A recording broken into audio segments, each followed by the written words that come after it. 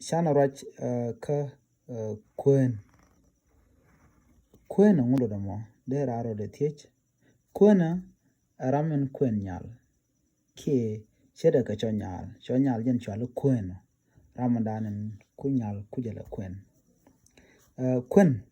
ame chwalu kwena gwas en lat ka kwenten jen chwalu kwen okay ngak chewne chew kwen gwas dan top doten mishwalu kwen ejen shang lat ka bul kwen kaja ke jen shang dan en kwen kanyal kaja jen chwalu kwen mishawo chine gwa kwen jenu take bul mu pat ka en shang mo chwal kwen kende ti keriye to gol kwen ka kwen ka kwen den ka gwen ka gware no take ka da kwen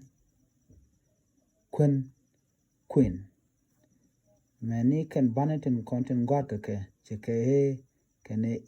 bia de den bia chunga bo to de ka da ka de namo kwen name kwen jen gwe ne cha he cha wi de cha je tom bakula